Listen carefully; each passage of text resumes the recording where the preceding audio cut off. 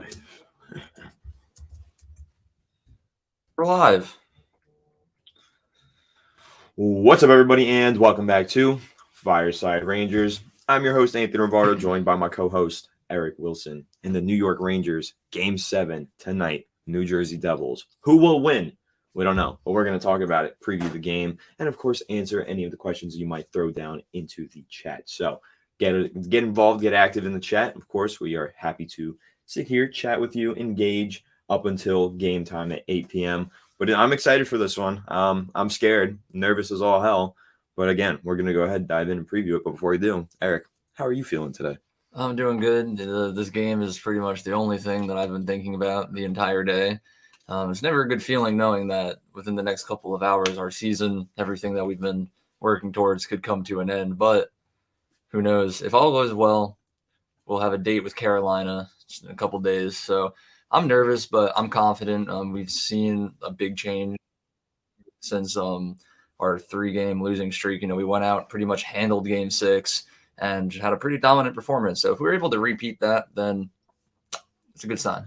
Well, we've seen a few dominant performances. I mean, anytime the Rangers have won in this series, it's been in dominant fashion. So, I think that if we watch this game and it gets into the third period and it's close, like 1-1 or 1-0, and we're down, doesn't look good, right? Definitely wouldn't feel confident in that scenario. I think that the key here for the Rangers and what it has been all series is getting off to a hot start. I think they got to go out there and try and put some points up very early on in this game and continue to maintain that momentum throughout the game, as they did in the last game, as they did in the first 2 games that they won. So I really think that's the key to it, getting off to a hot start. But how did they do that, Eric? What is your take on it? I mean, obviously, the biggest thing that we really saw that worked in Game 6 that was going to need to work tonight is the top 6 producing points. Throughout that little 3-game losing streak we had, the top 6 was basically non-existent. They weren't doing anything.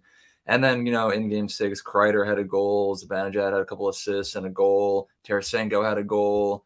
Even like the fourth line was contributing. Barclay Goodrow had his first of the postseason. Braden Schneider even went and found himself a goal. So it's just really just like the biggest thing is full contributions from everyone. You can't have a single line or even a single player have a bad game, but it's a Game 7. Anything can happen. I think the team, they're obviously going to know that their season's on the line. So hopefully that gives them a little motivation to come out hot, play hard, and play consistent throughout the entire game.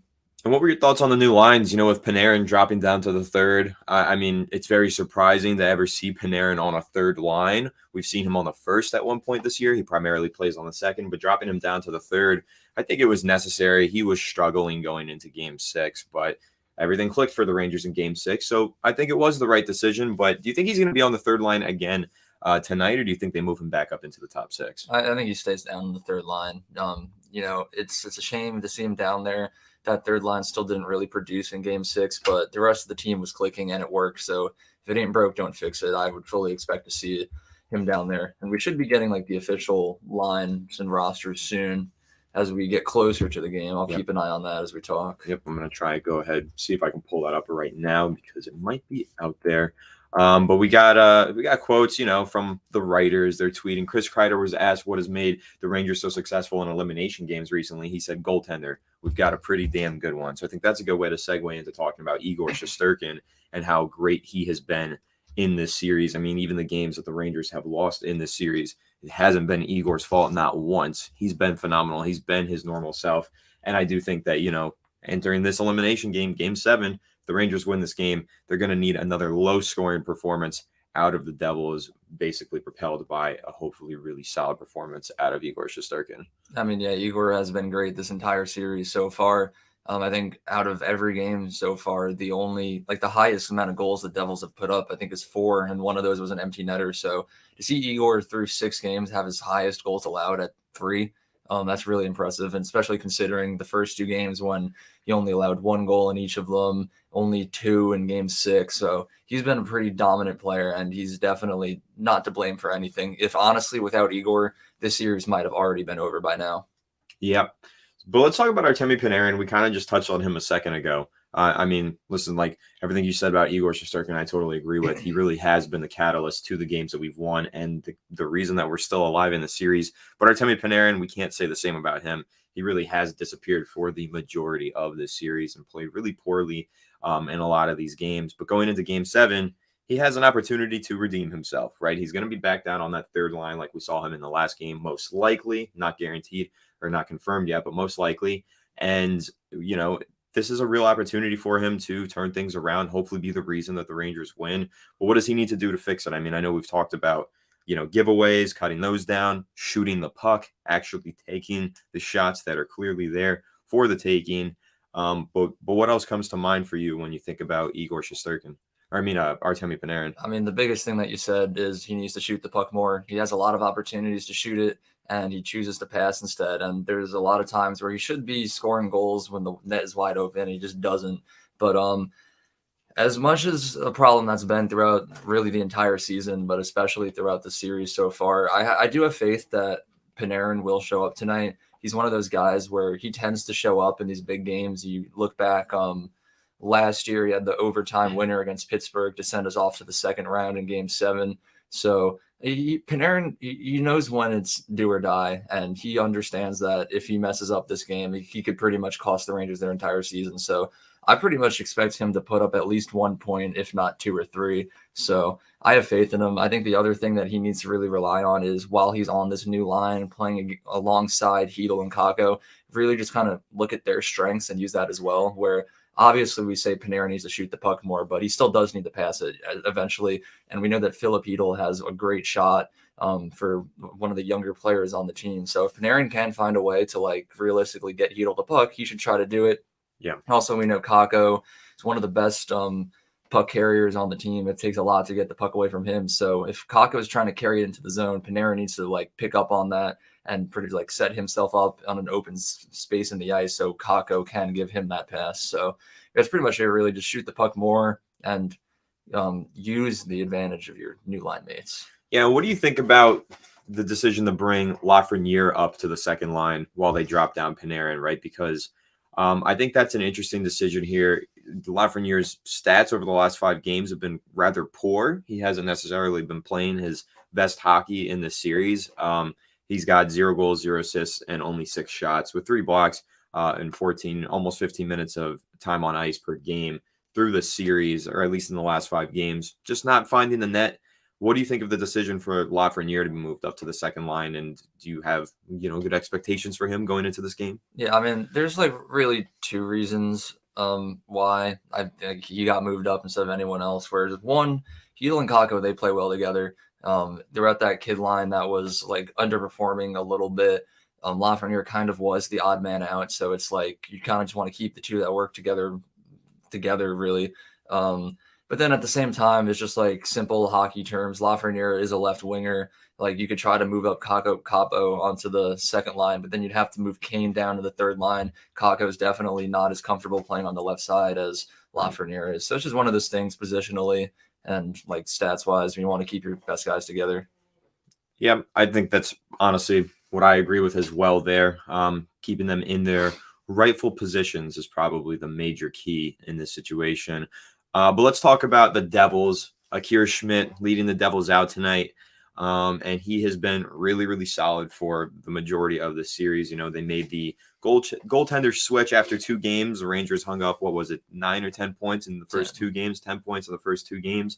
And then Schmidt pretty much locked everyone down momentarily, but they broke through with a big victory in Game 6. But Akira Schmidt has been the MVP of this series for the Devils.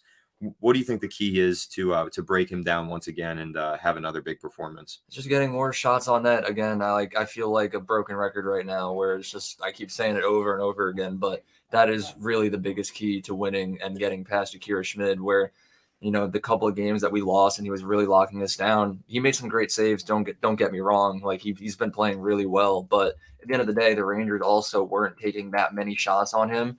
And then you look back into Game 6 where we did put up the high 30s, low 40s shot number. I don't remember exactly what. And then we started scoring more than 1 goal a game again. So yes, Schmidt is good, but if you shoot the puck more on him, more goals are going to be scored. It's just PEMDAS, For sure. PEMDAS. Shout out Billy.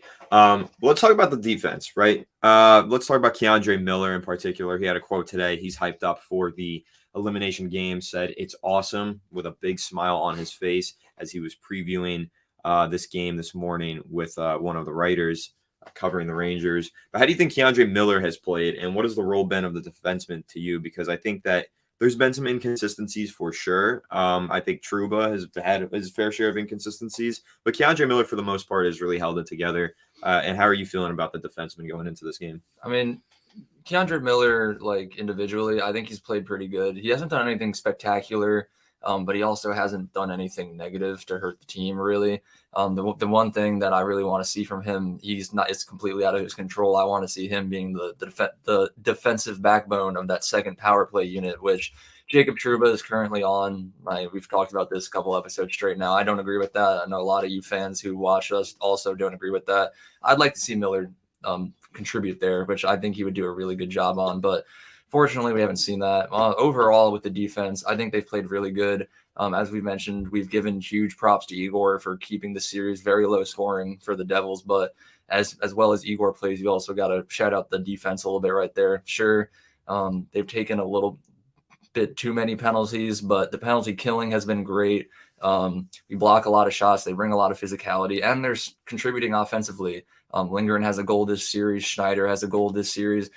There was at one point, I think going into Game 6, where Nico Mikkola actually led the team in plus-minus rating. So who would have ever thought that would happen? So I think shout out the defense. If they play the way that they've been playing throughout this entire series, I think it's going to be a nice old Rangers win. It really just comes down to how many goals we score. Yep, I really hope so. I think that this game is one of those games where we really need the offense to show up way more than anything. I mean, I have confidence, Igor Shesterkin is going to show up. He's going to be great in that. He always is. But the defense has had its inconsistencies throughout the regular season, but through this series, they've been pretty solid. It's really just been about the offense, not finding ways to get the puck into the net.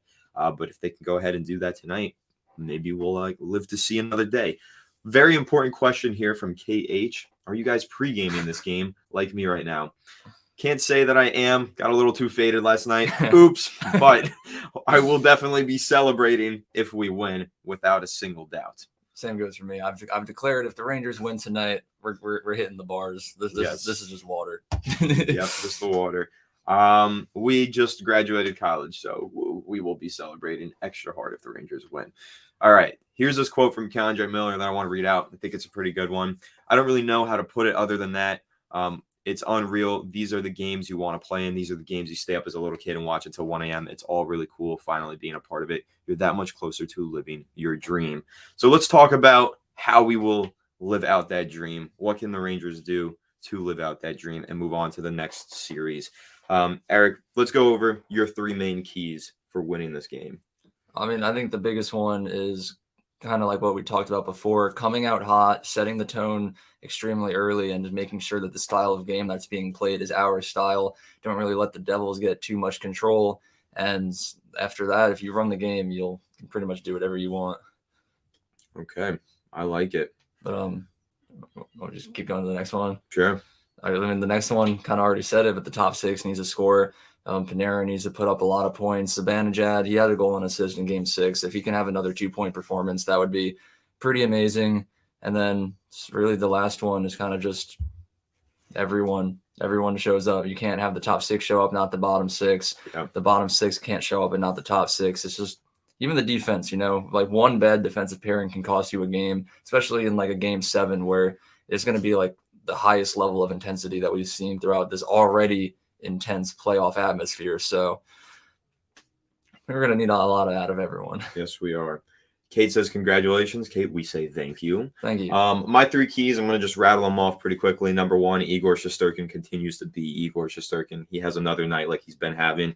The Rangers have a much better chance of winning any hockey game with Igor Shesterkin in net than any game without him in net. So if Igor can continue to do his thing, that's definitely a major key for the Rangers. The other key, I think that the big name stars need to show up. And I know, yes, everybody needs to show up. I agree with you in that regard, but Artemi Panarin needs to be better. I think that's in particular. If the Rangers are going to win this Game 7, Artemi Panarin needs to at least play better than he has been. And I think that he's really crucial to the success of this team. And as you go into an elimination game like this, it's win or go home. I think that he really, really does need to show up. And the same goes for Mika Zibanejad. He started to play a little bit better recently. I mean, he had a really good performance in Game 6, but he disappeared for a little bit of the series. So having those big name stars show up. I mean, the Rangers have all this talent on paper. They have all these stars, but what's it all worth if they can't get through the first round of the postseason? Those stars need to show up. Panarin, Kane, Zibanejad, Kreider. They need to play some good hockey. And then finally, the last one is, I think, key to victory is that the fourth line needs to contribute, because the games that we have where the fourth line contributes, we typically win. The fourth line playing well usually means that the whole team is playing well, and it usually just translates into winning hockey. So for me, I'm taking a look at that fourth line and the players on it. You know, Barclay Goodrow, Tyler Mott, Jimmy Vesey. I'm looking at those guys. If we can get one of them to net a goal tonight, I'm going to feel really confident about our chances to go out of there with a victory. Yeah, I mean, I completely agree with all those. I like your take on the fourth line. I think Goudreau had a goal in Game 6, and it was actually a really nice goal, batting it out of the air like that. And what you said, if the fourth line's contributing, playing well, that usually means that the rest of the team is too. So have to agree with you there. Kate says she wore her Panarin jersey to work today. She's got the Igor jersey, got it at the Garden. Nice. So she wore the Fanatics jersey. Was too embarrassed to wear his name. What a disaster. Panarin jersey. What jersey are you wearing tonight? I don't know. I've been rotating through it. I wore the Panarin jersey for the first 2 games that we won, and after that, I think I switched it up to the Igor jersey, and we started losing. I didn't wear a jersey in Game 6 though, so maybe I'll switch it up. I could bring it back to the Panarin for the good luck. You might have to go back to Panarin, or I'm happy to throw on the Igor tonight. I can put on the Kako too. Could do the Kako. That might be too much of a curveball. I don't know. The hockey gods might not like that one. I get weirdly superstitious when it comes to this. Like in Game 1, I intentionally set the TV volume on 91, and then Tarasenko scored the first goal. And I was like, after that, I just started setting it towards specific volumes. Sometimes I'd be listening to it at 10 volume, just so Panarin could score. I think we need to listen to it at 93 today. Zibanejad, that could work. It would work. If he has a good game, that would be nice. Kate's wearing her Igor jersey. I think I'm going to match with you, Kate. I think I'm going to put on Shesterkin. That would be nice. Shesty and Panarin. We can rock with that. Yeah. Panarin for you, Shesty for me, Kako for our friend. Yes. That works. I like that. Yeah. I like how now this analytical Rangers channel has just come down to superstition and what jerseys we're wearing to which game. Well, listen, dude, I used to be so absurdly superstitious growing up because, big Giants fan. So I would have the same outfit on every single week, and I wouldn't wash my jerseys for every single game that they would win. Once they lose, I wash the whole outfit, but I would be stinky on Sundays for sure. That's real. Yeah. The mantra is you got to smell like an animal to play like an animal. That's real though. Mm-hmm. See, I didn't do a playoff beard this year. I keep shaving my beard. Yeah, I've got the playoff beard, but I keep trimming it, so it's not a real playoff beard, but it's a playoff beard. It's something. It's a beard. Let me see if the lines have dropped yet. Yeah, check on that. And let's talk about special teams, because the power play throughout the series has been absolutely carried by one man. Yeah. So if he doesn't have a good game on the power play, what happens, right? What is the key here for the power play? How do we get others involved so that it's not just Kreider carrying the entire power play unit on his back? Well, I'm happy to say that Gerard Gallant apparently listened to what I had to say. I was criticizing him on his power play setup for the entirety of this series. About for some reason Panarin was over on the left circle, whereas Zibanejad has proven to excel in. And that's a part of the reason why the power play just wasn't scoring. But in Game 6, they fixed it. I know Kreider had yet another power play goal in Game 6, but Zibanejad was the one who took that one-timer from that circle, just having to bounce off of Kreider's knee. So really shout out to Zibanejad for that. Yeah. Kreider scored the goal, but it wouldn't have happened without Zibanejad. So I think he's keeping that the same. It's definitely going to be it. Kreider's obviously going to be covered like crazy tonight because he has 5 power play goals in 6 games. Yeah. So just really just moving it around, having Panarin move it around at the top. He's crafty, quick, and pass the puck last second, and then Zibanejad has that one-timer right there. So as long as you just keep feeding those two, I think we should be okay. I know they made some adjustments to the second power play unit as well, where Patrick Kane was playing down on it for a little bit. I don't know if that was an official change or if he just happened to get caught out on the ice with the second unit, but it was nice to see the spreading the wealth of all of our top players. We don't need them all on the first power play unit, just to leave the second one out to dry. But that's pretty much it. As of 4 minutes ago, the lines did drop though. It looks like we're rocking with the same lines from Game 6, so it'll still be Lafreniere, Trocheck, Kane, and then Panarin, Hidal, Kakko, which I'm happy with. It worked in Game 6. I'm sure it'll work again, and that's pretty much it. Yep, for the lines. Works for me. I think the lines, if they were working in the last game, I mean, we won, so you might as well just rock with them once again. I am happy to see that happen as well. Kate says that maybe Gerard Gallant watched some Fireside Rangers and took some coaching techniques from the boys. What do you think?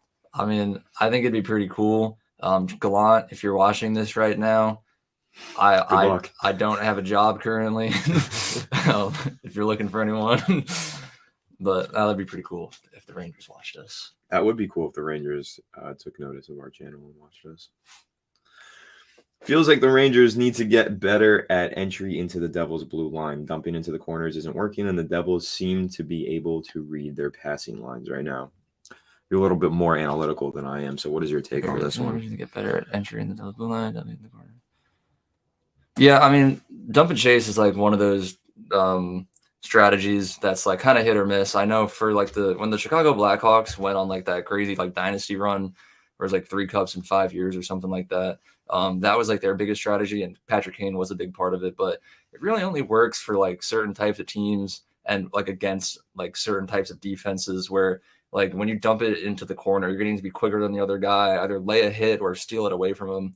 And the Rangers, like especially their top 6, they don't really have that much physicality. Like Patrick Kane, he's older now. Same with Tarasenko. Panarin's not that big bodied.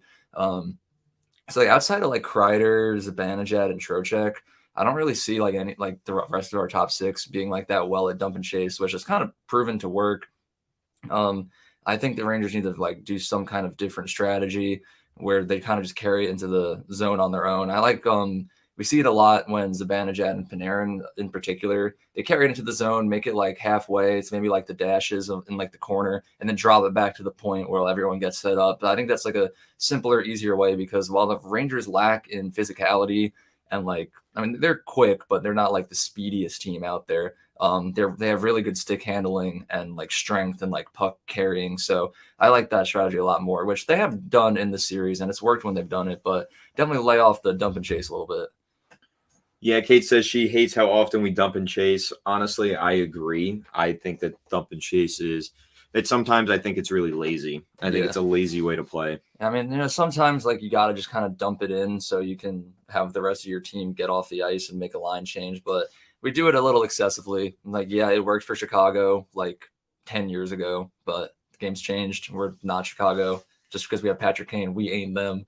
So yeah, I also think that we just have like such great playmakers on our lines, and doing the whole dump and chase thing really doesn't highlight how talented of playmakers that we have. And I feel like it's not maximizing their talents and skill sets. Yeah, you need more like grinders and enforcers on your team to really make that work. I agree with you. I agree. Unless Trouba is going to get all the way up there and chase it. I'd rather not see Trouba try to contribute offensively. Yeah, same. But hopefully Trouba lays a nice mean shoulder early in the game to set the tone. That would be great. That would be perfect. I know. I said this going into Game 6, and I'll say it now for Game 7. For opening puck drop, I want us to put out the 4th line and then the Miller and Trouba defense line. Just so, like, they're not going to score a goal in the first shift, but you know that they're going to hit someone, and they're going to, like, immediately just up, like, the tempo and make this, like, set the tone, basically. So I said that in Game 6. Gallant didn't listen to me, but we can't get everything we want, right? Can't get everything you want, but hopefully we get the one thing that we want, and that's a Game 7 win. We only got 5 minutes till game time, so we're about to go ahead, wrap up here, log off, get our computer set up on our TV so we can watch the game. We are super excited, of course. Make sure to leave a like if you did enjoy this live stream, and tune into the channel because we're going to have your game recap tomorrow. Final prediction. 4-3 overtime win. Give me Artemi Panarin. Okay. I'd prefer if it didn't go to overtime. I'm going to predict a 4-1 victory in regulation, obviously. Pretty dominant. But yes, because I think in this series, the only time that the Rangers have won, they've won in dominant fashion. That's true. So I think that it's going to be a dominant win. And that's really the only way that they get it done. I think we see the offense kind of explode here because they need to. They have to. So hopefully they do. Yeah, and this is one of those situations where I hope that you're right and I am wrong, because a dominant win would be nice. Yes. And my anxiety levels would go down. Yes. And I agree with Kate. No OT, please. Just Me says the same thing. No OT. His heart can't take it. I don't want to see OT because I don't feel confident in the Rangers whenever we go to OT. I feel like they always let me down. When I'm watching the Rangers and they go to overtime, for some reason, I might be a bad luck charm. They always just freaking lose. But hey, I might say the stat wrong, but I'm pretty sure it was like in our last 9 game 7s, we're like 8-1. That one loss came to Tampa in 2015. I cried when that happened. Well, I'm really hoping that it becomes 9-1. I'm pretty sure that is the stat. It's 8-1. Yeah. Hopefully it's 9-1. That would be nice, and that would call for celebration. Absolutely. And hockey gods be with us. Hockey gods be with us. Just Me 77. The script writers. Hopefully the script writers got in their bag and that we're going to see a good Rangers win. Kate also cried. She cried too. Real. Very real. All right, everybody. Thanks for tuning in. Once again, make sure to leave a like if you did enjoy. Subscribe to the channel if you're new and ring the bell so you don't miss an episode. We will catch you all in the next one. Have a good one. And let's go Rangers.